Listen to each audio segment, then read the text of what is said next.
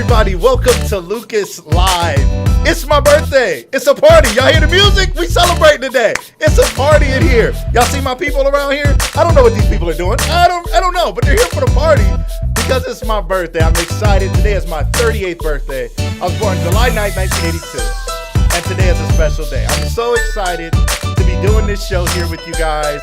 I can't wait till you guys start joining the room and come in and get started. If you're watching this by replay, welcome to the party, okay? Today is going to be special. We have Officer Lemar Sharpe in the house. It's going to be a crazy, crazy day, a great episode. You guys already know Officer Sharpe brings truth. He brings energy.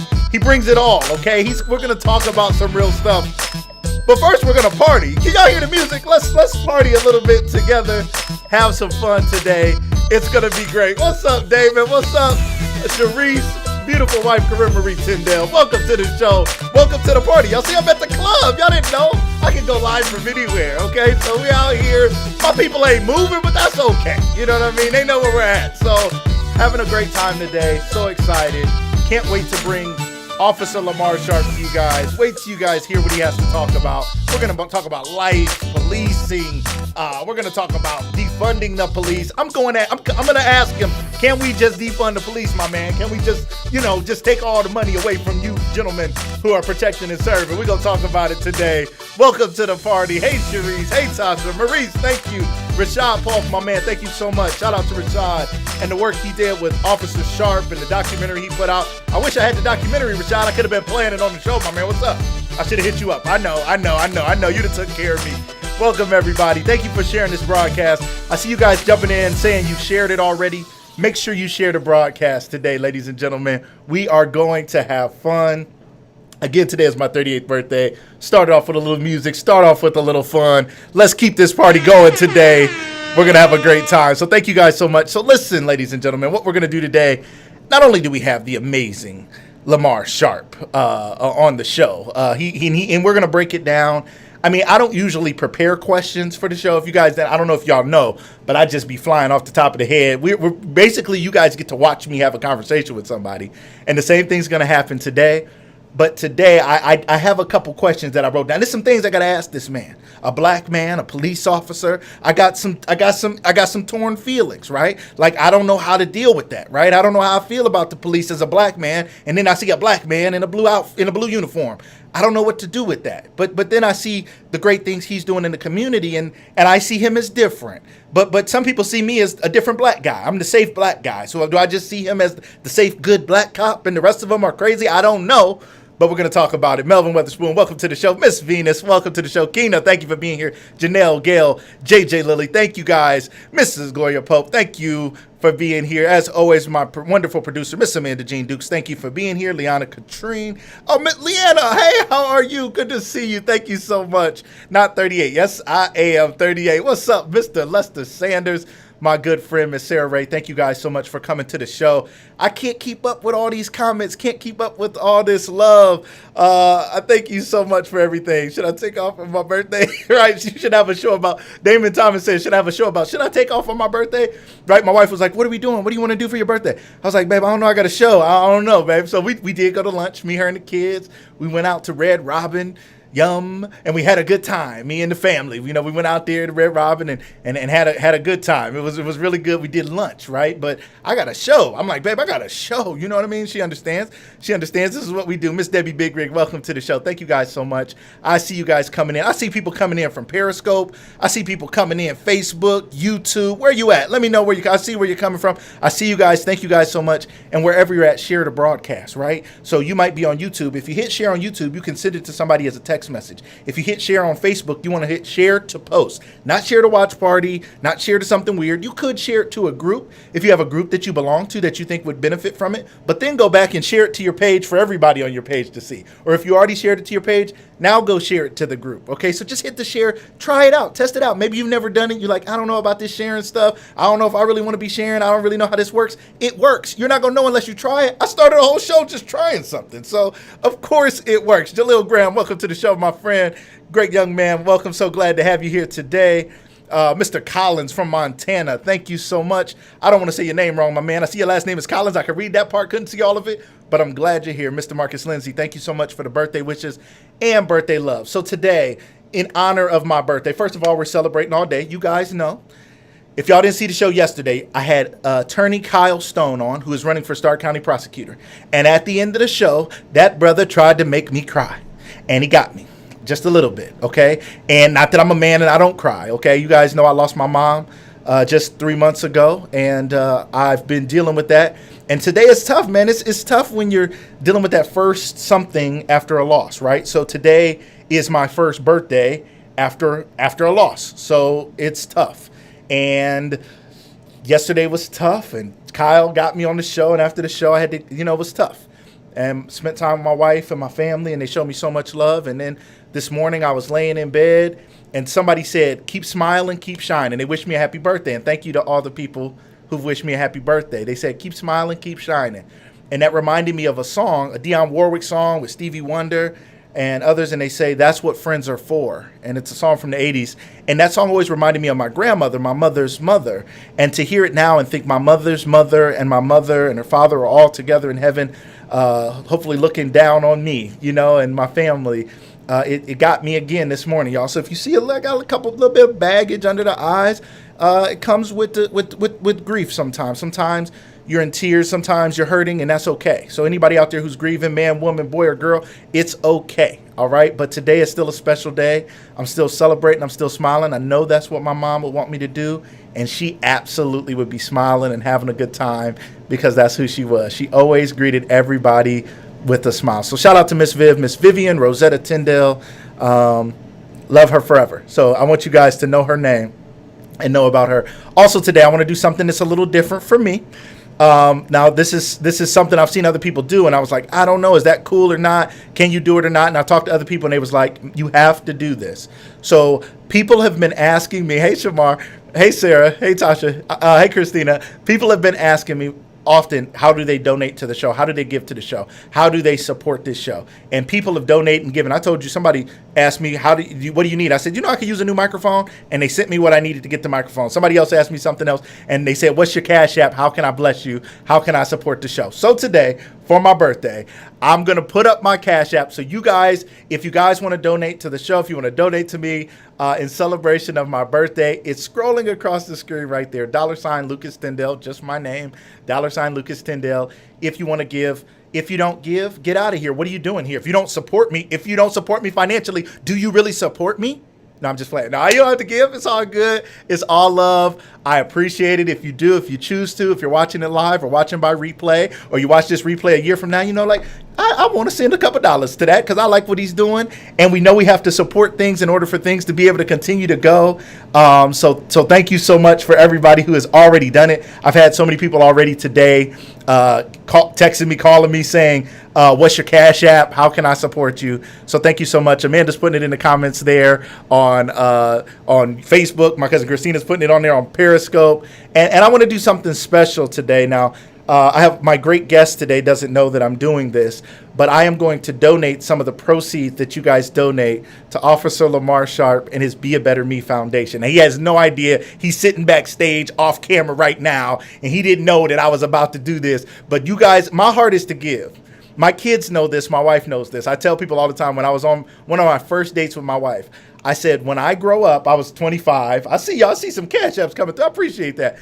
When I grow up, I want to be a philanthropist. I want to spend my life giving my time, talent, and treasure away. And I looked at her and I was like, is that cool with you? She was like, I'm down. And boom, here we are, 11 years later, happily married and planning a life of service. And even this show, so many people who have, come on the show have gotten opportunities. Their businesses are growing. I just got a message today from someone who was on the show a few days ago thanking me because they're now going to be a panelist on a conference now. And they just thank me for opening the door. So my heart is to give. So thank you guys so much who are giving. I could just see my Cash App over here. Some stuff is happening. My phone is over here and I see some stuff happening. I thank you for taking a second to step back and to send whatever you can. If you want to, it's a party. If I was in middle school, see, when I was in middle school in the 90s, right, we used to pin money on ourselves, right? You pin a little something. Your mom is the one who started it, I think. They pin a little something on you. They're like, you better come back with the birthday money that we need to throw that party that you want to have. You better get it together, all right? You better go there and smile at your friends, all right? So you put that little pin on you, and then you had on bibs. Remember bibs overalls? You had the one strap off because you thought you was cool, right? Looked like the Fresh Prince back in the, is that me? Back in the 90s, okay? And you had that on you, and people would see you had money, and they would give you more money. Like, oh, you already got money. Let me give you more money. And it was a lot of fun. It was really special. So thank you guys so much. Some people may want to give via PayPal. Let me give you that as well. If you want to give via PayPal, paypal.me/Tyndale Training LLC is the way you guys can do that. I promise you guys donate to me. I'm going to donate to the Be a Better Me Foundation. We're going to talk to Officer Sharpe about his foundation.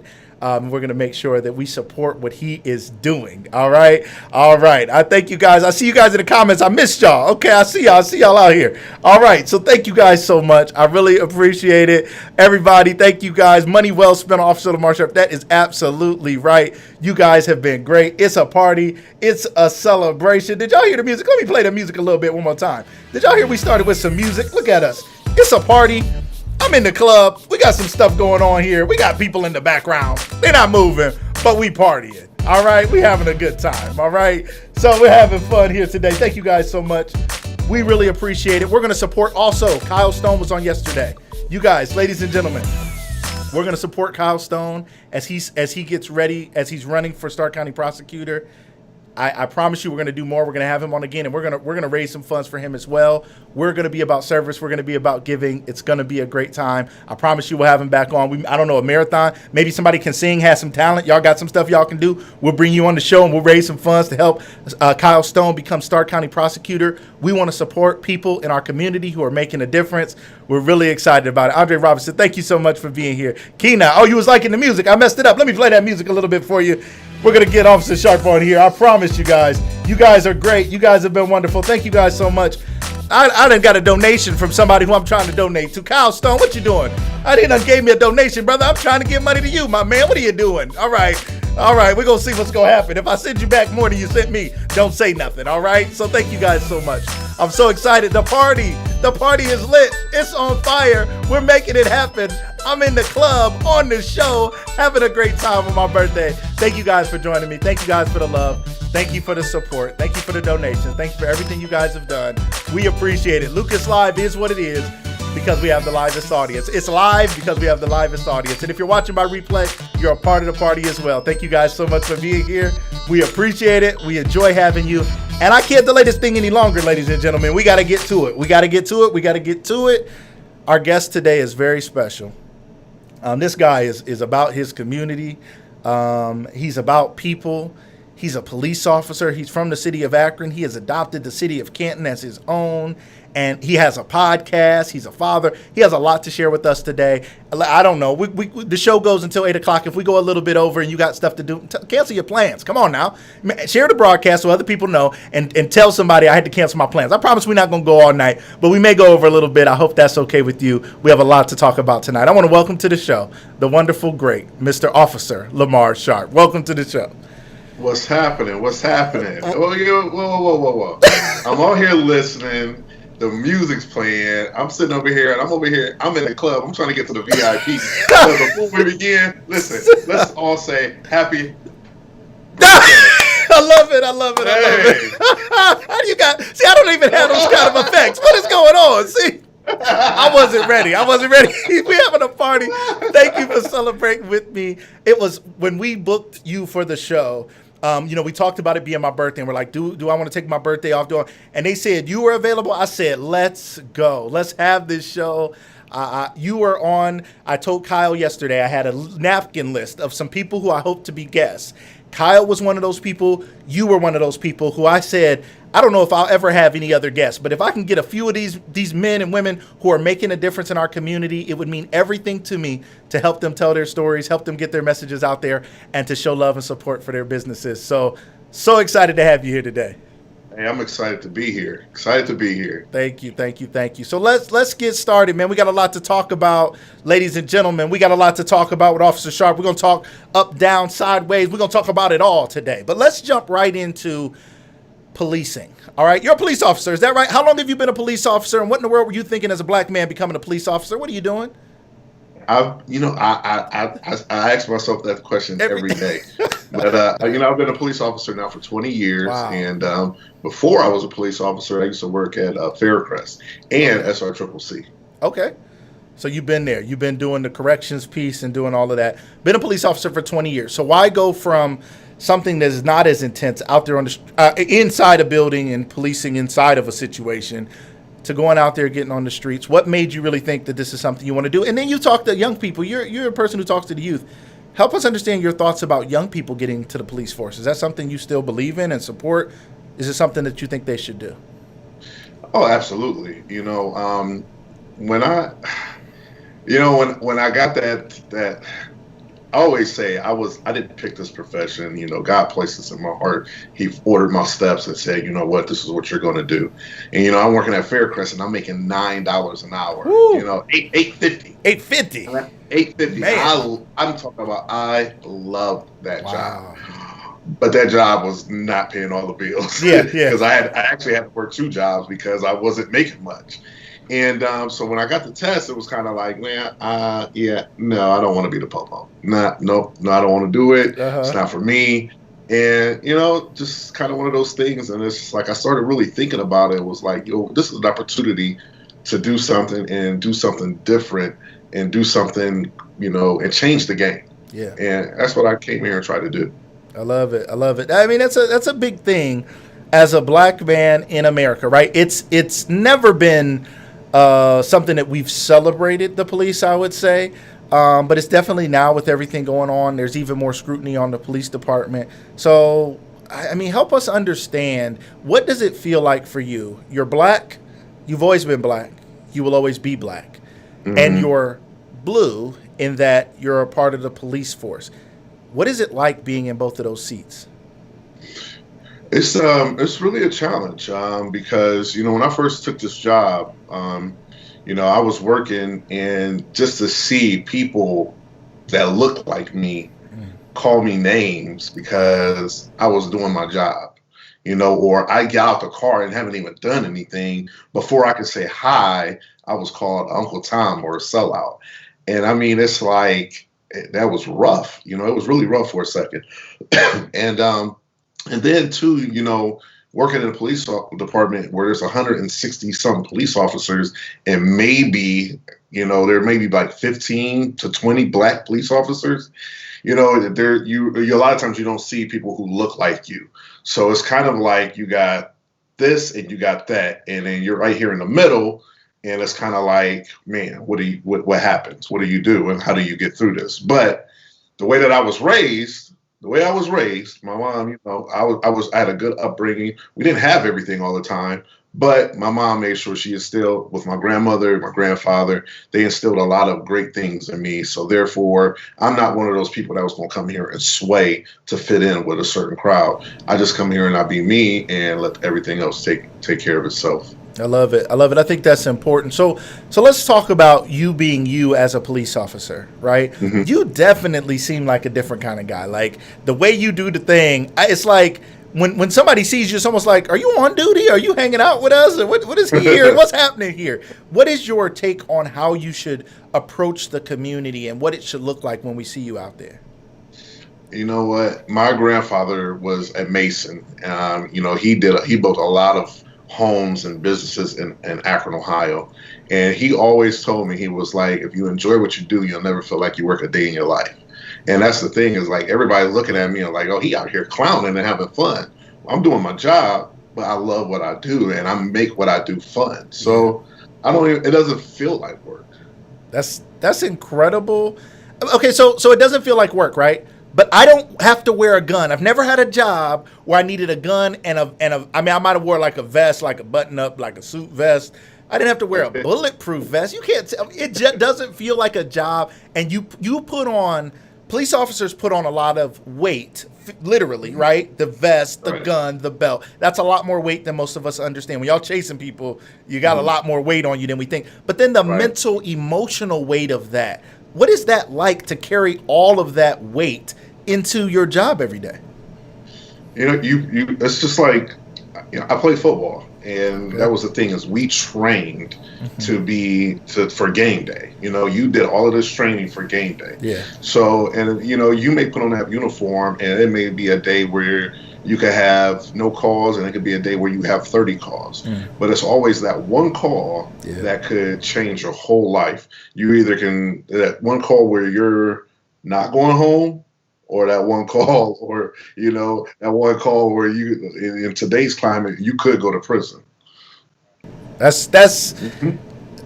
that you could go to prison. That's deep, right? That one call Hmm. where it could be. Are you saying a call where it could be a problem for you as an officer, where you could get in trouble? Well, just looking at, and this is the thing, is I feel like, like I love our training. Our training is amazing. We have other officers who come around the state of Ohio to come get training at our police department. So we are trained like we have the highest level of training. But the thing is like even me at 20 years, sometimes when it's training time, I could be the first to tell you, I'm just like, oh, like it's kind of like, Right. but once you get there, it's like, what, you realize, like, I just learned something new about Yeah. maybe a law that I maybe not have known about. It changed here because laws change. Yeah. You learn something, plus, the things that for unarmed self-defense, and and just requalify shooting and your taser and all that stuff. You need that, Yeah. because here's the thing: is when the poop hits the fan, Uh huh. you got to react to it, just like football. Just one of the things I learned in football. You know what? You prepare for it, so now you can react. You can react to it. Absolutely, that's a big deal. So, all right, that sounds good, right? You guys are trained now. I think we see firefighters as people who we see as highly trained. They run into danger that everyone else is running out of. They run into fires that everyone else is running out of. A police officer, it seems like the training is shoot to kill, rough people up, slam people around. That's what we see on TV. Law and Order, they always bending the rules a little bit. Like, oh, we had to do it. They slamming people up against walls. They twisting the law just a little bit to get things done. Like, is it really about training? Are people out there just power tripping? What's going on with the police? Oh yeah, you have some people. There's like, here's the thing: like you have people. We come across people that are not police officers, and we get called to the house, and a lot of times, because guess what? They don't know how to handle themselves. They don't know how to control themselves. They can't control their anger. And then what happens is you have some police officers that are the same way. Not many, but you do have some. Because I can tell you, there's been times where something crazy is going on in my life, but then I got to go to work and handle other people's problems. Wow. So, so there's this real, like, but the thing is, it's like one of the things that I've learned, and I had, I'll never forget, Walt Tucker. He told me, he was like, when you walk out of that door, he retired from Canton Police Department. He said, when you walk out of that door, you leave all your issues there, because don't take them home with you. Mm, wow. I that is deep to know. I mean, first of all, police officers are people as well. They come from lives, problems. They may have to leave their spouse, their children with issues or argument. I know what it's like to have had an issue with my kids or my family, and then I still got to go to work, and I walk into work like, hey, everybody, how y'all doing? We getting coffee, Right. and I'm smiling, trying to act like everything is normal. And in my mind, I'm like, I can't wait to get a break to call and try to address this thing. I hope if nothing else goes wrong. So I think it's really Hmm. fair for us to understand that, first of all, you guys are just people, and you guys are trying to lay Hmm. those things down. So Right. let's talk a little bit about Black Lives Matter. Black Hmm. Lives Matter. Officer Sharp, do Black Lives Matter? Do Blue Lives Matter? Does one matter more than the other? You know, the way my view of it is this: all lives do matter. And in this country, Black lives do have to matter in order for all lives to matter. And I could tell you that, and I get this thing where people say, "Oh, well, you're a Black man. Why should your blue life matter? Why are you supporting your boys?" Because guess what? I work with some great people. I know some great police officers around the country. So you think I'm gonna turn my back? I'm not a fair weather friend. If I count on them to keep me safe, and they count on me to keep them safe. Right. So therefore, you think I'm not picking a side, because I'm picking.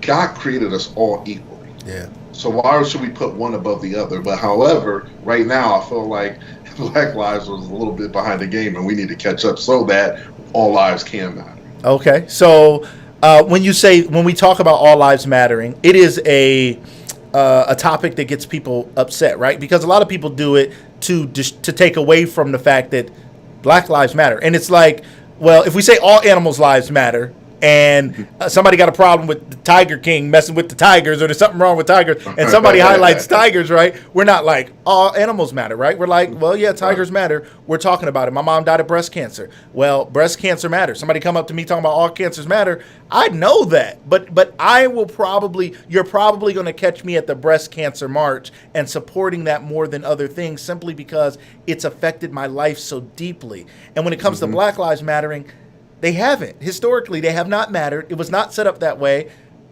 Black people fought in the American Revolution, in the Revolutionary War, to set this country free. And as they wrote the Declaration of Independence, as they wrote the Constitution, there were slaves somewhere giving them their food and making their beds and doing their stuff. So for us as a people, what do you think, as a black man, what do you think we can do to better gain equality in a country that says all men were created equal, but has not proven that in the way they've treated us?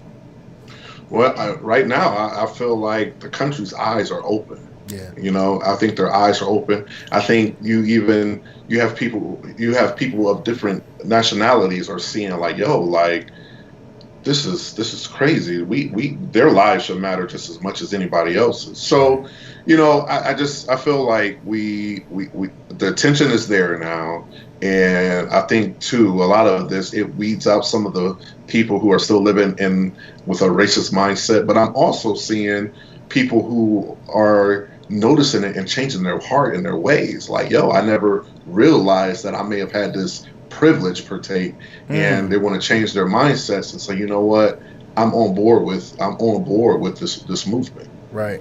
So I saw you talking about the other day you went live, and you were just having a real moment, man. You were sitting outside. It was a cool scene. It's like a scene from a movie. It was like kind of dark around you. It was a little glow. I'm like, where you get that little glow from? What is that? I felt like Denzel. I was like, Jay, give me. You want to go home? Or Jay, give me my money, Jay, you disloyal. Okay, so anyway, so you was out there, cool, man. So, but you were talking about a scenario that happened recently. Would you mind sharing with the audience here today? What happened? I was sitting there like, what is the world coming to? Can you tell our audience here today what happened in that scenario at that protest? Yeah, and when was this? This was just a few days ago that it happened, or when was this? Yeah, just a few days ago. Long story short is, I get grief because when all the protests started, I wasn't around. And now at the same time, too, I was transferred from my community involvement unit to the shift. But during that time also, I was moving. So I bought a house, house needed a little work, and I was moving. So I was on vacation for 2 weeks. So, I started getting this riffraff like, oh, you don't care. And, and it's like, I'm sitting here thinking like, have you seen what I do on a daily basis? Like I don't even have a life when it comes outside of everything that I do because, excuse me, it's always work, foundation. You try to have the time with your kids and grandkids. I was like, I do so much. I'm, writing books and this and that and the other. And I said, I needed time for me. I understand the protests were going on, but I needed time for me. And I had to distance myself because every year, too, I do have to recharge my battery so that I could be me, And I got away from social media. For 2 weeks, I was really off of social media. Wow. I think I came on one day, did something, and I was gone again. Right.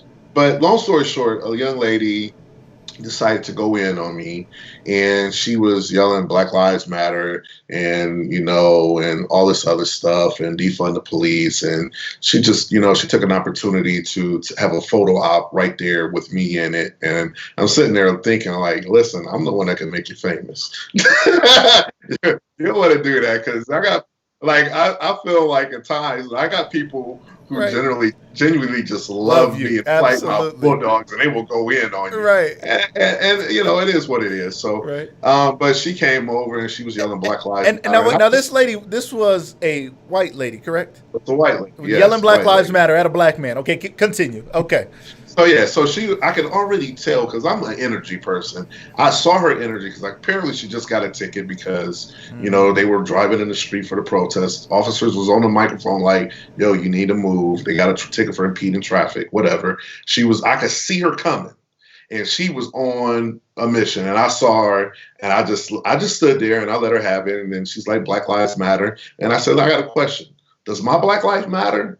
And then she said, "No, you're blue. You're not black. You're blue." Wow. And I was like, well. I was hold my mule because I am. Wait a minute. My birth certificate says I'm a 6'5.5" black man. Right. Somebody's been lying to me this whole time. Right. Because I need to know. Right. And somebody help me out. It was just one of those things, and it is what it is. I let her get it. And that's the thing. With this job, you have to learn to let people get their rocks off. You have to be able to just be in a place. It's like this Zen type of thing. You got to be able to not jump in. And some officers, they're young and don't know how to control their attitude and tempers. Yeah. They jump right in it. And I took it for what it was. I said, okay. Because I just wanted to say, baby girl, I'm going to be black all my life. I said, I came in, I'm going to go out that way. Right. I put this blue on. I take this blue off.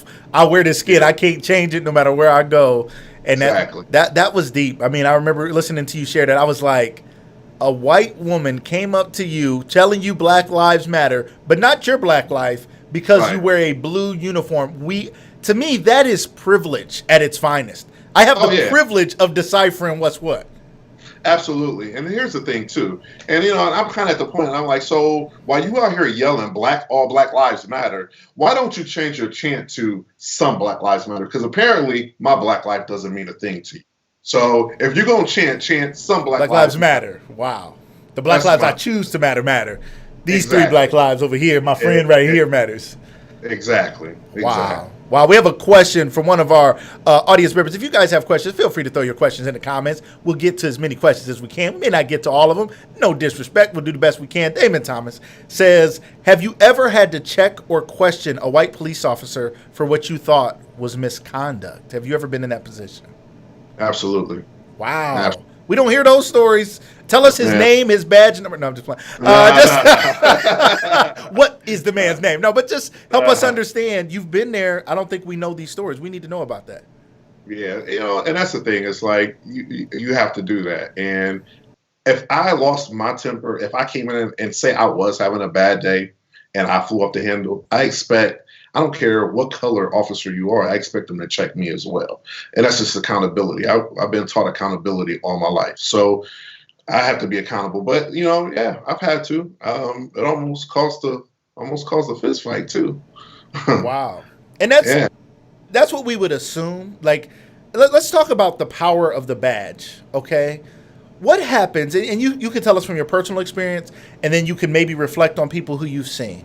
It appears, and there's a great study called the Stanford Prison Experiment. Stanford University in the 70s, I believe, did an experiment where they had some students play basically corrections officers in a made-up prison that they created in a building, and some students played the people in prison, right, the prisoners. And so they went and actually picked them up and they arrested them. It was all a part of this experiment. But the experiment went terribly wrong. They had to shut the experiment down early. It was found to be unethical because those that were simply told, they were no different than their classmates. They were simply told that you are the police, you are the corrections officers, and those are the prisoners. They started to mistreat them. They started to mentally abuse them. They started to physically abuse them. They stopped feeding them. And it just showed that there's something that can happen in the human psyche where if you have too much power, it literally can go to your head. Have you seen people take this badge and this gun and let it go to their head? And for you, how have you kept the balance and hopefully not allowed that to happen? Well, yeah, there's this old saying that some people become police officers because they got bullied and beat up when they were young, and I do believe that. Wow. I believe it. But and then you get some people who become police officers because for reasons like they want to prove that they're tough. You know what I'm saying? And you have that, but you have some police officers who become police officers because they actually want. You have more police officers who become police officers because they want to make a change and they want to help people. Yeah. And that gets that right there never gets talked That story about. doesn't get told. That's the story that never gets talked about. And you see some people who don't understand or know how to handle that power, because you have this power to really alter somebody's life by taking them to jail. That's why you used to see back in the day, you hear these stories or watch these crime movies of officers planning stuff on people because they had that power to do that. Right. You know, I had this one book, I forgot the guy's name, but it was a white officer and a black gentleman, and he set him up and put drugs on him, sent him to prison, and he got out, and then they ended up being through a church function, and they ended up becoming great friends, and they're actually traveling now with this book. Wow. Very powerful. That's powerful. And we don't hear about that often enough. So let's talk about the protecting the badge and protecting each other. You know, it's something that we hear about. You know, there was the police officers, I believe, in Buffalo, New York. They pushed the older man down, and then there were some suspensions, and there were a lot of police officers that walked away from the police force and quit and all of this. And it's like, we're going to stand in solidarity with each other, right or wrong. Talk to us a little bit about that. Is that something that's taught? Is that something that's talked about? Is that an expectation? What is your view on that? What can you tell us about that? What's going on there? Well, you know, I always tell people like this. When you really break it down, that's something that's universal. And it's universal because think about this. People will get in an uproar with the Kent Police Department because there's unsolved murders. Mm-hmm. But guess what? You know how many, the thing that you don't see is these detectives have knocked on hundreds of doors. And guess what? Nobody says anything.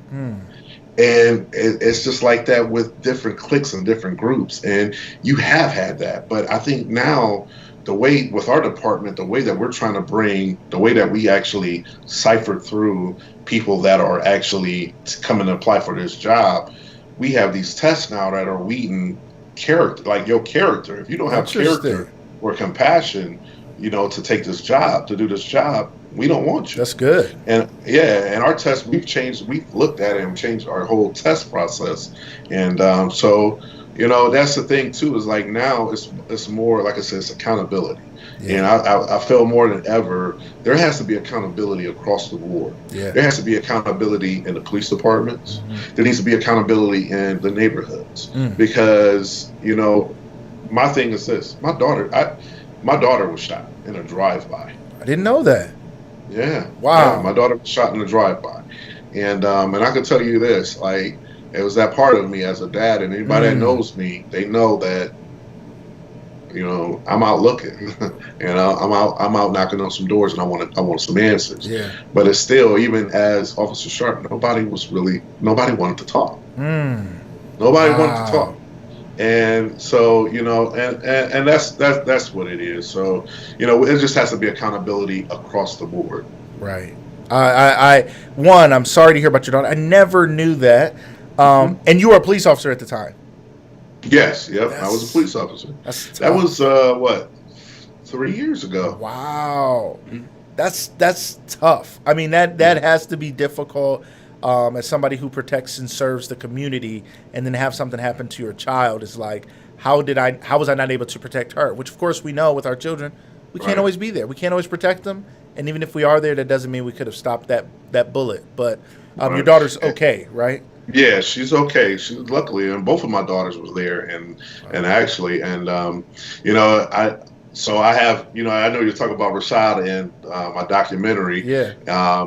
You know, in my documentary, I remember the first time I watched it, and Rashad, there's a clip in my documentary where it shows my daughter's actual wounds. And I remember I just remember these tears coming in my eyes.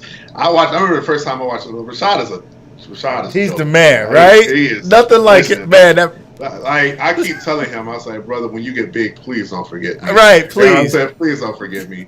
But if you go, he had me literally, there was ups and downs in my documentary. And I'm talking about, I was on edge the whole time. And this is a story about me. Wow. And the foundation. And if you ever want to, like anybody wants to ever see the documentary, it's actually on my website, Oh, okay. www.lemarsharpe.com, and you can actually download it for free and watch it on I your didn't know computer that. or your cell Okay. phone. Yep. Check it out, you guys. Check it out on the website. I'm gonna throw this up here just so you guys can see this here. The website is, you guys see it. It's there on the screen. I thought I could pull up a bigger picture of the website, but www. Technology. You think you push a Yeah, button, technology, right? you're like, this is gonna work. It worked when I practiced. It's not working. Whatever. But you guys see it at the bottom of your screen. www.lemarsharpe.com. Take a screenshot of this right now. Oh, there it is. It just popped up now. When I tried to make it go away, I'm afraid to see what's going to happen when you guys. Right. There is hope, right? There is hope. Communities, law There's- enforcement, the elders, and the youth empowering one another. We can all be the change we want to see in the world. yeah. Awesome. You guys make sure you check out Officer Lemar Sharpe's website there. And when I want to talk to you about the Be a Better Me Foundation, we want to find out how we can support it. But first, we have a question from a wonderful young lady. She happens to be my daughter, just recent college graduate, Okay. new mom down in Florida, FAMU. Shout out to FAMU. And She's down there to HBCU, graduated, and doing a great job. She said, Mr. Sharpe. Look how, see, I raised it right. Mr. Sharpe. I like that, sweetie. Good job, honey. Mr. Sharpe, do you think it would be beneficial to have specific units of the force that are trained to be specialists on specific non-violent cause, such, I believe she says, such as rape victims and mental illness? in a perfect world, yes. However, the call volume, I really feel like our calls should be filtered a little more. Okay. Because, we get calls all the time on barking dogs. Wow. Like you have no idea how many calls we get on that. But again, they sit there and they got to be answered because every call that comes in, every officer has to handle. So at times when you're handling a call, this same, so there might be a domestic here, your domestic officer is handling. Well, there's another domestic over here, and we don't have that where we can have all domestic officers. And for domestics, we always go 2 or 3 deep to those kind of calls because they're priority calls. So in a perfect world, yes, but with the few number that we have, no. Interesting. But it does make sense. It absolutely makes sense. We have a mental health officer who assesses all the calls that we get for mental illness calls. Interesting. So now, he's actually ciphering through all of that stuff, and he's trying to find help for them and trying to figure out how can we bring that call volume down. Because honestly, if you really truly think about it, if you think about mental illness, there could be somebody just like me who has a mental illness, normal kind of, but it could be. People don't understand ADHD is a mental illness. So here's the thing: is it's an illness. So the call volume and the percentages for that is really extremely high, extremely high. Like people have no idea.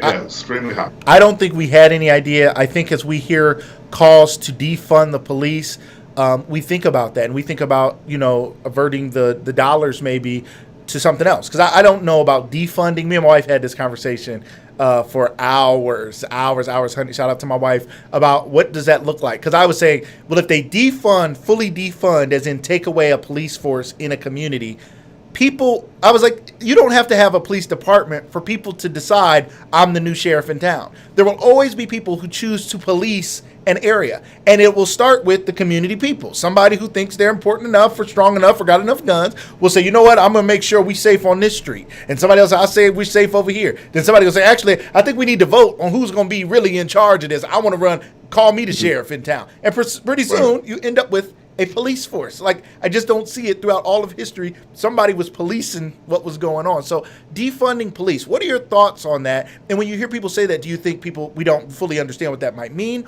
Or do you see some validity in maybe not defund, but refund or restructure the funding? What are your thoughts on the term and when you hear defund the police? When I hear that, I'm sitting here thinking okay, many people don't understand. You defund the police, that a lot of places are already depleted. So now what happens is this: you defunded the police. So now let's go down here and let's walk down the street and just grab Joe Bloke and make him a police officer. Because now nobody wants to be a police officer for the amount of money that we're making. Because here's the thing, as a police officer, I got a smile on my face. My energy is good. I get out the car and guess what? You done call me 12 names that's not even in the dictionary already. So now, you know what I'm saying? So who really wants to do that for that kind of money, for little money? Because we already make little money.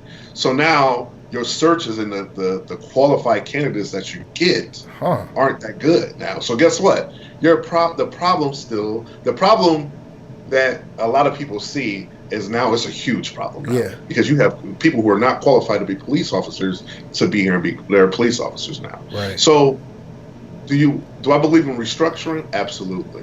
Okay. Absolutely. Right. Because one of the things is this: when we were coming up in school, we had DARE. Yes. When I first came to Canton, Ohio, Yeah. I saw police I remember that, 90s, yep, early 2000s. A couple guys walking around on 2 officers walking around, downtown. Yep. Like, people knew who they were. Right. The relationships that they had with people were amazing. Right. What happened? What happened? I mean, and that's what I want to know. Interesting. Because again, it's like the money from that time you got the police officers departments got more money, but that seemed to got wiped away because they didn't feel like it was necessary. So I feel like that should be a huge aspect to every department around the country. Because guess what? Lucas, here's the thing. When I get out of my car or my cruiser, even when I was on the shift for 80-some days, I got out my cruiser, people, hey, Officer Sharpe, they were up here. Yeah. And I got out my cruiser and they were like, hey, Officer Sharpe. Right. Why? And I hadn't even said nothing. Yeah. And I know I'm a big dude. I thought they was like, oh. And I got out of the car, it's probably like, never mind. I don't know. But they know me. Yeah. You know what I'm saying? They know me, and it was just like I had to talk. I talked a young lady into she wanted to commit suicide, and I got out the car and I went in the house. She was like, and the first thing her mom said to me was like, "My daughter follows you and she loves you." Young lady wanted to kill herself. Wow. I go in there, I talk to her, I talk her into going to the hospital and talk to somebody. She got in the car, no issues, no problems, boom. Yes. But guess what? If we had more officers that can do that, and we can have things where officers get involved in events with the community, I feel like I know for a fact the issues that you have, they're going to go down. Yeah, I agree. The comments, people are really excited. You brought up DARE. I mean, I don't remember what DARE stood for, but I remember DARE. We all had the DARE T-shirts. Shout out in Canton, we had Officer Silver, Officer Boudreaux. I mean, it was, man, I remember seeing Officer Silver years later. I'm sure he met a million kids. But to me, he was like a superhero, right? Like that's when I believed that the police were good guys, right? I was a Superman pajama wearing kid, all right? It's my birthday, and yes, I was that kid standing with my cape on in my Superman pajamas one too many nights, okay? We had to get some extra rotation of it because, that was my job. But so DARE was a special thing. It was what we're now talking about. And I remember that in Canton when they started the bike police and things like this, and they were more mobile. They were out in the community. They were getting to know people, and now it's gone. Somebody in the comments said that the mayor made a decision to pull some money away from it. I mean, that is big. When you think of community policing, again, I think we talked about it earlier, what should community policing look like? What is the picture if Officer Lemar Sharpe is now in charge, and they're like, we need to revamp the police department? What do you do, and how does community policing play a role in that? Well, kind of like along the lines of what I do, I will have a few more officers doing that. And it's not like you need a lot, but I have a few more officers doing that. I'll have officers in different parts of the city with partners paired up, riding around in the neighborhoods, just knocking on the doors or being in the community saying, hey, everything all right here? Is there anything you having any issues here? Because there you just create a dialogue with the people in the community, giving them your phone number, your email. If you have any problems, saying, hey, help me. Or if you need me, call me. and have these people assigned to these areas, and also too, just like having functions where, the police just actually sometimes I take my uniform off and I'll wear my badge and gun, throw on a polo shirt, because sometimes that right there alone show that police officers are human. Like, I know Wow. you're a police officer, but I'm looking at you and it's not as intimidating, I guess, Yeah. And not that, like, I see a lot of kids on a daily basis. They are not intimidated by my uniform. Right. They are ready, like, oh, so Sharp, can I play? What is this? And what is What that? is this? And A they just gun? stand with it, right? Like, Get off so, my gun, kid. right. Right. But I would love to see that, to me, and having, like, neighborhood, like, our community involvement unit, man, we are on the right track, like, of everything we want to do. We just don't have enough people in there. I mean, we just don't have enough police officers, let alone to put people in there. Interesting. So, is it a matter of, in the city of Canton, we're talking about Canton, is it a matter of there's not enough funds, there's not enough people who are looking? Are there open positions for police officers in Canton? Are there not enough funds for it? What's the hole in the system? What's happening? Well, I know we're probably on the verge of actually about to hire another set of officers, because I'm on the recruiting team, and I go out and I try to bring officers in and say, hey, listen, this will be a great place to work. But I think right now too, it's just kind of like we just don't have enough, and the funding, like, we're always facing funding every year. So if you defund a department that's already struggling and don't really have the funds to bring in more officers, I mean, it's a recipe for disaster. Yeah. That's a great point. So, what do you think? Someone in the comments, Topher Lynch asked. He's talking about the trust that goes on with police officers. Now, we were at Price Park here in North Canton. I live in North Canton now. Born and raised in Canton. Moved to the suburbs for a better education, and with that came some things. Right, the education is great, but there's some things. Right, so. We were at a park here in North Canton. My wife was shooting her short film. Shout out to my wife, the beautiful, creative Miss Corinne Marie Tyndale. And she was shooting a short film here, and a police officer came onto this. Police officers' cars came swarming around because there was a man. It was a white male who was acting odd, and even my son, who's 16, was going to the bathroom, and he made some weird comment to him, and then when he came out of the bathroom, the man was still standing there, and it was really weird. He came over and says, my son told me, and, we looking like, I wish he would come over here. We wasn't really worried about it, but apparently other people were. So somebody called the police, is what we believe. But at first we didn't know, and we see the police starting to swarm and cars start coming. I know I got a little concerned. I saw young black children ducking and hiding when they saw police cars. That can't be how it's supposed to be, but that is what where we're at right now in our communities. We are more afraid of the people who are supposed. It's like Superman lands and everybody runs rather than knowing they're going to be safe. What do you think we can do to change that? And why do you think that is? Do you think that's fair for young black kids to have this level of fear, or is it all made up? What do you think about that? I mean, it's not fair. I was one of those kids growing up. That's why, like, for me, the to take this job was very hard for me, because I felt like I felt like an Ohio State fan going to Michigan, basically. You know what I mean? What, I'm taking my O off and give me the M, and I'm sorry, all you Michigan fans, but that's what it felt like to me. You know what I'm saying? And because I had police officers. If you read my book, like I said, I talk all about that. It's a very quick read, but it talks about me. It talks about my experiences with police officers growing up.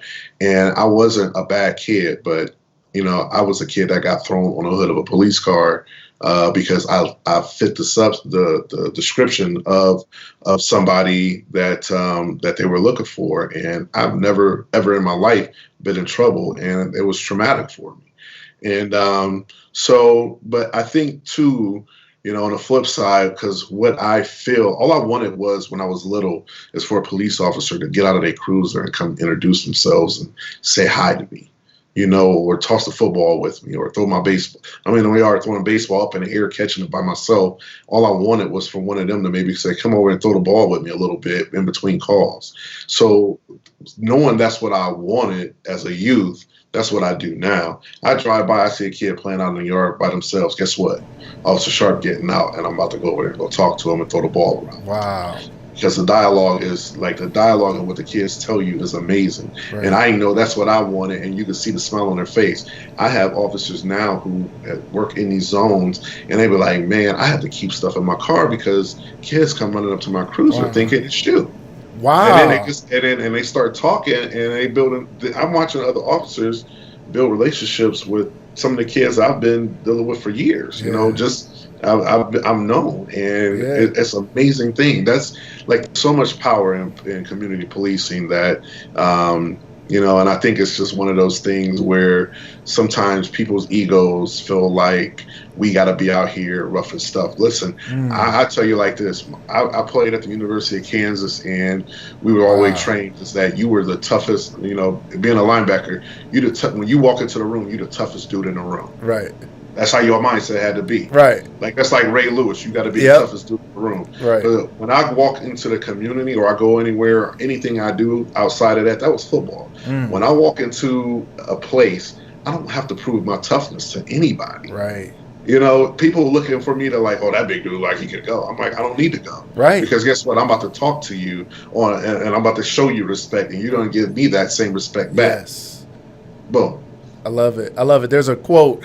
I worked with kids in Canton for many years. 16 years I worked for McKinley Early Childhood Center in Canton, working with kids in the communities and families. And one of the quotes I taught the kids was, "Being in power is like being a lady. If you have to tell someone you are, you aren't." Okay? Being in power is like being a lady. If you have to tell someone you are, you aren't. People who know they have power aren't always flexing. They're not always showing off. They're not always trying to show that they're the toughest room. It's the people who have the issues with ego, self-esteem that are often...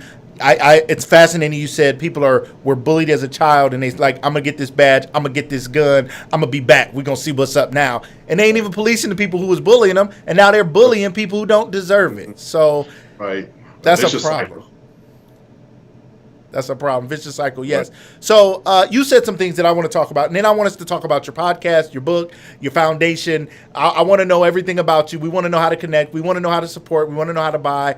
We need to know everything, okay? But first, I want to talk about, real quick, what are you guys taught? Because I didn't know a police officer could get out of his car and throw the ball. When I see it in the news and I see it, I'm like, man, I hope he doesn't get in trouble. You know what I mean? I hope that's okay. Aren't they supposed to be driving around looking for trouble or something all the time and on edge and just staring at people and making sure I'm not driving 27 in the 25 zone and ready to pull me over and meet their quotas, and all those things that are in our head is what we're thinking. Like, on TV, the police are getting donuts and coffee and hanging around. In real life, we see them cruising around looking at you funny. So what are the rules? And you said putting on a polo shirt, taking off your uniform.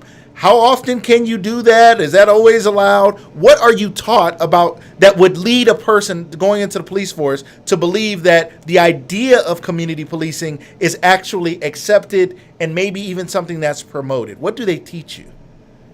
Well,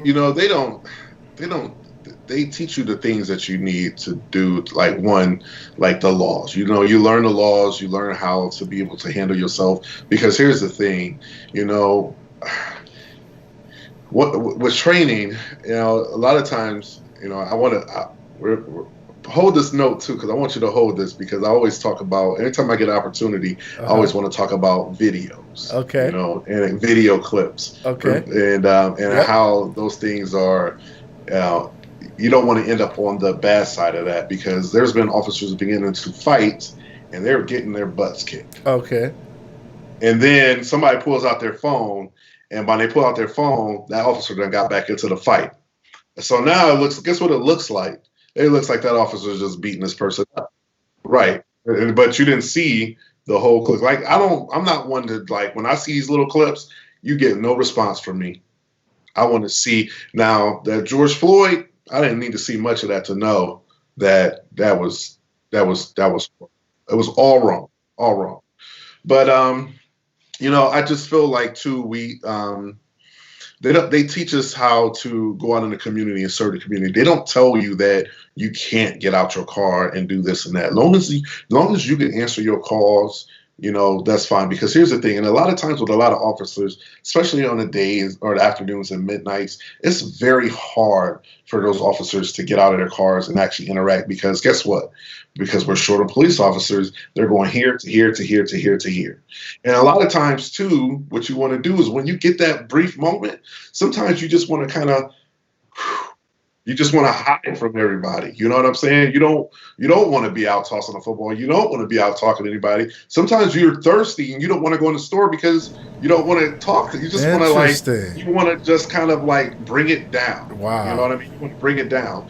So it's very hard for officers like that on day afternoons and midnights because they're constantly on the go. Yeah. And a lot of times that's when the higher crime and the more serious crime is happening on the afternoon shift and the midnights. Officer Sharpe, I can't tell you, ladies and gentlemen, he has given us some real behind the scenes, real thoughtful stuff. I don't think these are things we know. We watch cops on TV. They say most people haven't actually had an interaction with the police, especially with the number of white people there are in our country. Most of them haven't. Black people maybe it is disproportionate. We know that. And then the number of arrests and things like that. However, most people are watching what they know about police from TV and movies. So we don't know. Like I said, we're seeing it there and we don't know. So it is fascinating to know that at times maybe an officer would want to get out and engage, but that is exhausting. That's a lot of work. That's a lot to do. At our own job, everybody knows at their own job, there's times where you like, I ain't even trying to go over there and talk to Becky. I ain't trying to go talk to Steve. Right. I want to go get some coffee, but I know what's her name going to be over there trying to talk for an hour. I'm tired. And now you're out in the community and they're just coming up to you. And maybe they don't even like you. So also you got to deal with the fact that you might step out of this car and have to deal with people talking crazy to you. And you looking at them like, I left protecting my family to be out here to protect you and your family. And now I got to hear you talk junk to me. That's crazy, right? Right. Think about this, Lucas. Okay. So your kids are growing up. Now, how many times have your child they kept doing something and you tell them not to do it and you walk away. You turn around, they doing something else. Yep. You turn around, don't do that no more. Then you walk away and they doing it again. Yep. And you about to pull your hair out. Yep. That is sometimes how it is on the police department. You give somebody an opportunity and you say, hey, listen, y'all need to separate. You need to go this way. You need to go that way. Y'all don't need to fight because you're going to go to jail. Yep. All right? Boom. Officers leave. Next thing you know it, can you please respond back to same place you just left? There. Right, exactly. Yep. So now, and then guess what? Sometimes there wasn't an audience, but maybe on that third or fourth time officers went back, there's an audience now. And they're like, look what they're doing to him. The police are just nasty. Wow. Like, we've been here 5 times already today. Right. You know what I'm saying? Right. We tried. And I know some people look at their kids and be like, you know what? I'm about to drop them off at the Greyhound and send them over to their grandmama's house. You about to run away today. You got to go. Right, exactly. Right. That's fair. That's a great analogy because what you see is the dad snatched the kid all up and you be like, oh, they abusing them. You don't know what they was dealing with in the car last night, this morning. Right. That kid ain't been listening. Right. That's right. I wish you would say one more thing, right? My mom be looking at me like, boy, you got one more time. And then that one more time.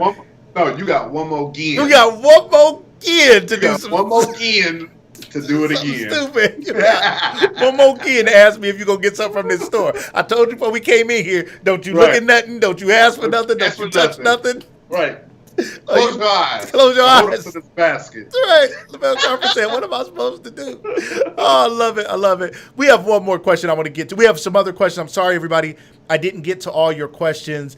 We will look at those. Officer Sharpe, if you have time to get back into the comments sometime when you're not busy, maybe we can engage you guys in the comments. Thank you guys for doing that. We appreciate your love and support. I want to get to this question from Amanda. And shout out to Amanda. She worked with Officer Sharpe. We all got this together. She produces the show, make sure our guests get on and everything works out. So thank you, Amanda. She said, is it true that rookies or rookie cops get the bad neighborhoods and then veteran cops get to bid and get the suburbs? And if so, doesn't that seem backwards? Shouldn't it be that veteran cops with more experience should be in the rougher areas because they know how to de-escalate and work with the problems better? Or is that true or not? That's not true. Like our department is based off of seniority. So the longer you've been here, the you can bid where you want to go, and then on down. Because I remember when I got hired, I was at the bottom of the list. I literally only had one person underneath me for 5 years, and it Wow. was horrible. So what did that mean? You I, got worse no, neighborhoods? so there's a bid sheet that comes out. Everybody get to pick where they want to go. Mm-hmm. Well, I'd never even seen a bid for 5 years because they Wow. just said, so they'll call you up and be like, you got two options. You 'Cause you're got the last Shorb two. and you got You got Highland no, Park. no. Well, they'll say you got days, you got midnights, or you Oh, got midnights. And I mean, like for 9 years, I was on midnights really? because I mean, I could have worked afternoons, but I went to midnights. Midnights worked out better for me. Yeah. Interesting. So so Amanda's question was about the neighborhoods that you then police. So I Mhm. guess Canton police are in Canton. Then there's not a suburb of Canton, I suppose. You're in Canton, you're in Canton. But do you have areas that you are responsible for patrolling? I think is what Oh we're yeah. thinking. Okay. Well, you know that, and that's the thing. Every officer gets the bid zone, so every day they come to work, that they're scheduled to work, that's where they're going to work. So, you know, and that's how officers become to get to know the people in their community. Now, the problem is again, is because we're short. So if you have an officer who is working primarily the southeast side of Canton, Hmm. and you know the northeast side of Canton is getting slammed, guess what? That southeast side officer got to go over and help the northeast officer. Mm, So guess who misses out on the officer? yeah. The southeast side, because that's what defunding can do. Defunding means now, like you're literally like you can't defund something that's already that's almost depleted. Wow. That needs funding, I should say, not depleted, but needs funding. Interesting. I mean, and that's a perspective we don't often think about. We're thinking defund the police, take the money away, and I think a lot of people are more so thinking reroute the dollars, but not realizing there's not enough dollars in the pot already. It's like, are you going to pay your cell phone bill or your electric bill or your gas bill? You can reroute this money if you want to, but you barely had money to pay the bills in general. Is that what you're saying? Right, exactly. Because I remember for a while, like there was like overtime. You wasn't a lot. Like we just got to go short. Mm, Like the city just didn't have the money, wow. so we just gonna go short. Which then in return was kind of dangerous for officers Yeah. because you don't have enough officers on the street if something really hits the fan. Wow. That's big.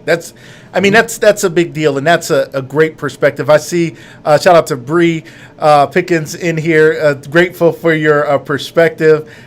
People are saying they haven't thought about things this way, so we really, really appreciate the perspective you're giving us. Black and blue, a black man who wears a blue uniform and is here to serve his community. Now, Officer Sharpe, let's talk about your foundation. Let's talk about you. Let's talk about what you care about. You said you're busy all the time. It's not just your hours as a police officer. You're still finding other ways to serve your community. Tell us a little bit about your foundation and why you got started doing the foundation that you have. Well, you know, like I said, when I started working at Faircrest, I was seeing kids come in that were at the lowest of their lows. And it was like to the point too where rarely saw dads coming in on visitation days. It was always moms. And I understand that because, you know, my dad, he kind of was doing his thing and we sitting over here and I was lucky that I had somebody that kind of like put their hands and say, hey, listen, you know what, you can do something to be something with your life. So kids are they're very amazing and unique because we don't give them enough credit, you know, because we know we think of children they're in their developing stages. Well, they are, and they're developing by watching and what's around their surroundings. So that's what I did. I see people who actually really cared about me, made me feel good, and say, I want to do something with my life. Because I can tell you right now, you know, I grew up Joy Park. I'm a Joy Park kid. I could have easily went to the left.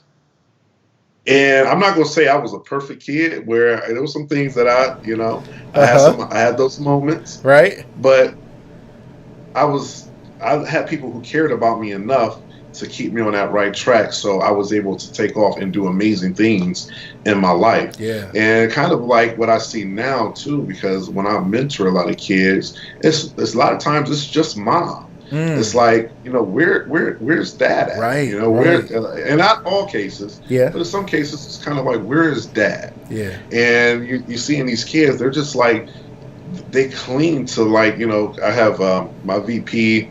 He's started off running my mentoring program with me, and then we have Brian Herbert. He came in too. You see these young men, kind of, some of them kind of cling to us because we're that father figure that they've Right. been yearning for. Yeah. So that makes things so That's amazing. big. And Whew, that's great. yeah, so that's what it is. And a lot of times too, as I tell people, they're like, "What is your success? Why is it that kids, really listen to you?" And it's like, I was like, "Well, probably because I'm a big dude, and that could be part of it. But Yeah. the other part is too, is I just stop and listen. Mm. Like, I had to learn that with my own kids. Yeah. My kids would come in and be like, "Dad, before you get mad, I'm already mad. Like, what you do? There is no before. I'm already mad. I'm going to get boxing gloves for my piece of head here, and I'm sitting here I'm ready to go." Like, what's up? But Right. I learned how my relationship with them felt like it wasn't the best. Mm. It could have been better. Yeah. So instead of doing that, I literally brought myself back down and I said, "Talk to me." Mm. And now I feel like my kids can tell me anything in the world Wow. because I'm cool and level headed, and that's what I do with the kids that I come across. I don't yell at kids. They get yelled at enough at home. Yeah. I don't yell at them. I just talk to them, and I put life in perspective. Yeah. What do you want to do with your life? How do you want to be remembered when you leave this earth? Yeah. You know, That's big. what mark are you gonna leave on this earth when it's all said and done? Mm. What kind of mark are you gonna leave on this earth? And it works. Yeah. I love it. I love it. I want to shout out Janice Bowman. Made a comment here, and this is an interesting statement. I hadn't thought about this. She said, as a financial professional, I said, shouldn't it be refund the police when you rehab a house, you put money into refurbishing it? So she's suggesting that it's not about taking the dollars away. It's about putting more money into it. If we need more mental health services, if we need the dog barking, chasing, I don't know, you can have anybody. Anybody can be on the dog barking chasing committee, and really put money into rehabbing and improving the police. I think that's a fascinating concept that I hadn't heard anybody say, and not just from I'm all for the police and the police got to have more stuff and I want more violence, but like if we need them to have more help, there needs to be more money, not less money. Absolutely. I think that, like I said, and I was, I think I was getting on it, and I didn't say it that way. Shout out to Janice She for said that. it just right. But I think the thing is too, like you said, is we have to eliminate some of the calls that we are handling. Yeah. Some of those calls need to be kind of washed away that we shouldn't have to go check on. Right. And then too, I think too, once you do that, the call volume goes down. Right. So now you can take more officers and spread them and put them in different places. Right. Put more funding into community policing. Put more funding into having officers that are going out for doing the mental illness, mental health checks. Right. And you know what I'm saying, and have that. Right. I think like that would be great. That would be amazing. Right. Right. Absolutely. I love it. I love it. Ari said it. Or less Karens calling about puppies. Calling about the puppies. Gotta get less Karens out here calling about the puppies, calling about nonsense. Let's get Karens. That's right. Let's get the Karens under control, lady. Let's defund Karen and get her under control. Let's make Karen give some money to the police department. Right, because Karens keep me busy. Right. I love it. All right, so Be a Better Me Foundation. If people want to know more about you, how to find you, tell us that, and tell us about your book. Ladies and gentlemen, you guys are watching this show. I told you guys, you guys donated to me. I'm going to make a donation to the Be a Better Me Foundation. Thank you. I appreciate that. Absolutely. And maybe I can volunteer and help with something. I'd love to. I'd love to be a part. So you let me know, and I'll be there. And but others who may want to volunteer or mentor or donate, how can they do that? And then tell us, if you could follow up by telling us a little bit about your book.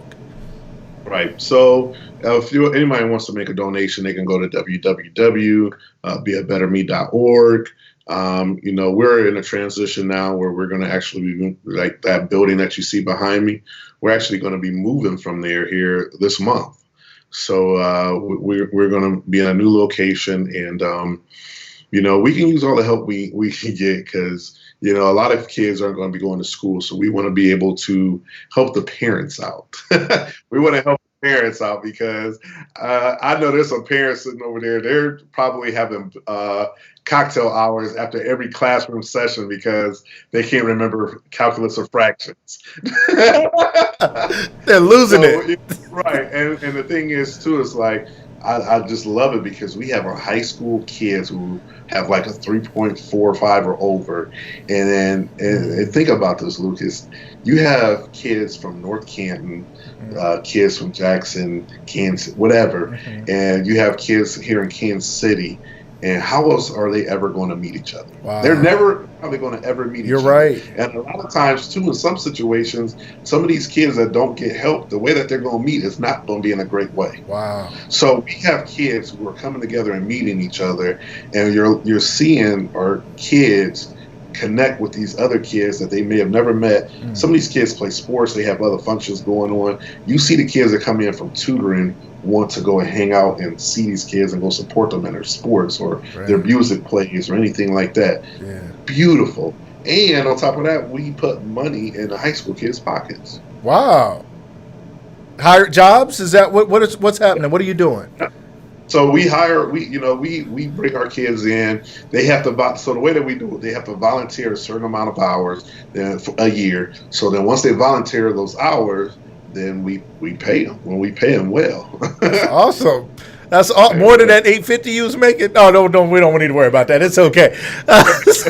Making double that. Oh man, what? It's gonna be some adults showing up with some kids with a backpack. I tried to sit down and help a kid one day because one of our tutors was running late. I said, you know what? Let me step up here, and I stepped down there, and I was like, I'm gonna go back. Oh.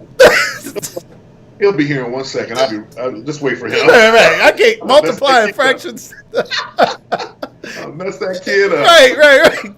Kids are going through the Be a Better Me Foundation and fail in school because Officer Sharpe. Don't let me do that. Officer Sharpe is trying to tutor. I love it. Officer Sharpe. Yeah, but we have our tutoring program. We have our mentoring for boys and girls.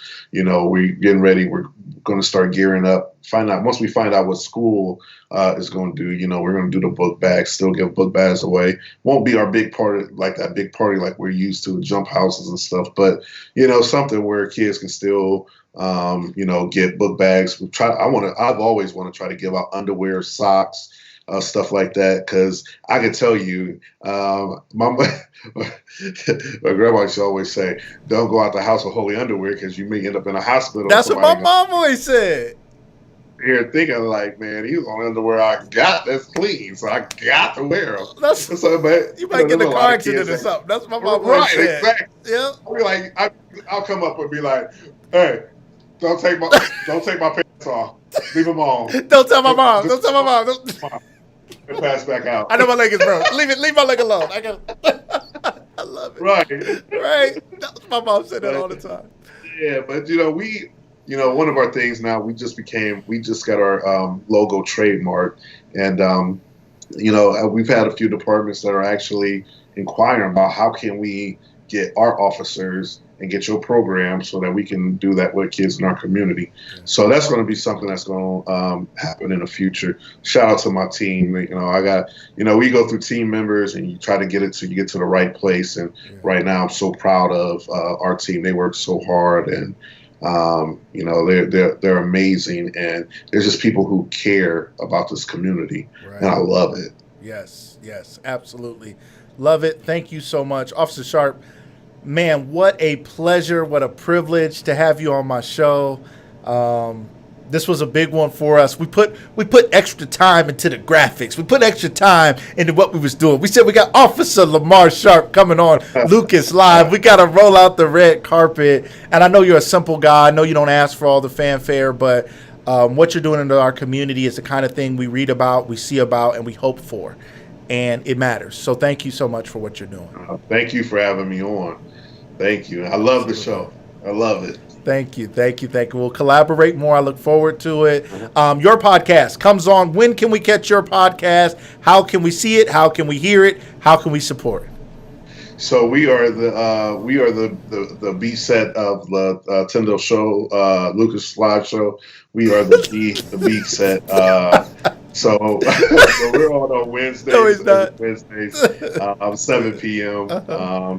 And the thing is called Stay Sharp because we just want people like literally just stay sharp in life. You know what I mean? Stay Right. sharp, knowing some things, this and that and the other. Just we're just a low level spin off of the Lucas show here. Y'all doing a spinoff. What is this? A low level spin off. Spinoff, man. So, hey, you're doing great stuff, man. We all just gotta, as we talked about before the show, we gotta support each other. It's not about a competition. There's Right. too much work to Right. do. My thing is education, motivation, liberation, in honor of my mom and my mom before she passed.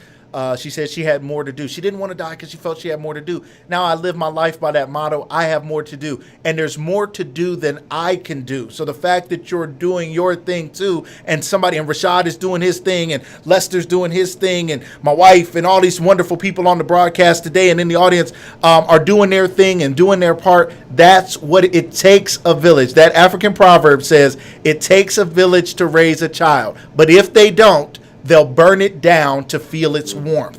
We don't think Yep. about that part. The children will Right. burn the village down to feel its warmth. So either we're going Mm-hmm. to bring them into your type of program, the Be a Better Me Foundation, and help them understand that there is warmth, there is love. We are here from you. You don't have to burn it down because we're going to give you the warmth you're looking for. Thank you Right. again for everything No, you're thank doing you. for our community. Thank you, thank you, Thank thank you. Hold on one second Yes. though, but and I like to I travel a lot of different places and I speak, do a lot of motivational speaking, but as a community, I don't care if you live in Canton, Ohio, wherever you live, give some type of way to your community. You know what I'm saying? And kindness it spreads like wildfire. You gotta be kind. You gotta share that. It starts in your heart because guess what? Kids are watching, and if you don't do it, they're gonna teach us. They're gonna learn the same things, and it's gonna continue to be a vicious cycle. So, you don't have to volunteer or donate at Be a Better Me. I don't care. Do something in your community wherever you're at, and let's turn this around because it's not black, it's not blue, it's not white, it's everybody. Jesus created all of us Yes. so that we are equal. love So it. get that out. Like nobody is better than anybody. Yes. We all are equal, but we have to all be treated equally. Yes. So with that being said, I'm good. All right, my man. Thank you so much once again. Ladies and gentlemen, you guys have been amazing. Thank you guys for being here celebrating my birthday with me. Thank you guys who donated at the beginning of the show. If you guys missed that, go back and watch the replay. If you want to make a donation to me and Lucas Live, there's an opportunity to do that here in celebration of my birthday. And I'm going to be donating to the Be a Better Me Foundation. I'm so excited to be a part of that. So excited to give back. And not only am I going to give my time, ladies and gentlemen, my calling is to spend my life giving my time, talent, and treasure away. Time, talent, and treasure. I have time that I'm going to give to Officer Sharpe and other foundations. I have talent. I've worked with kids. I've worked with people in the community. I do training and teaching and coach. I can do those things and treasure my dollars, the dollars that I work hard to earn for me and my family. I want to sow seeds back into someone. Some of us don't see a fruit because we're not planting any seeds. Some of us don't see a harvest in our life because we never plant any seeds. And when you see good fruit, like the Be a Better Me Foundation or Kyle Stone running for county prosecutor or this show and what we're trying to do, and you never give into those things, and you wonder why, you'd look out and you're like,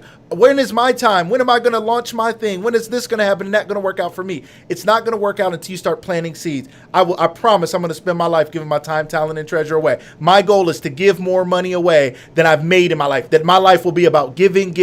And as I give more. I'm looking forward to it. You're going to know me as a philanthropist and a humanitarian one day. You guys are going to say he started with this crazy show. He worked with kids in the community. And one day you're going to say he was building schools, hospitals, community centers, and he was about the people. That's my call. That's my goal. I do it for my mom. It's about Vivian Rosetta Tyndale Today is my birthday, my very first birthday in my life without my mother. She gave me life, and today, for the first time in my life, I celebrate without her. But I celebrate just the same because she would want me to celebrate. She'd want me to have a good time. She'd be so proud of the work that I'm doing because her life was about service. I say I have more to do because before she passed, she said, I don't want to go because I just feel like I have more to do. Well, guess what, Mom? I'm carrying the torch. I'm doing the work. I'm going to do it. I'm going to make you proud, and I'm going to serve the people. I promise I will. Ladies and gentlemen, thank you for your love and support of Lucas Live. Again, thank you to Officer Sharpe. We'll see you guys again next week. We'll be back on with the morning show. Check us out at 8 a.m. We'll be putting out the lineup here this weekend. You guys will know we're on. Jump in, join, wake up, get started, and participate in the Lucas Live show. We love you. We thank you. Thank you for the birthday wishes. Thank you for the love. Thank you for the text. Thank you for the messages. I greatly appreciate it. Everybody.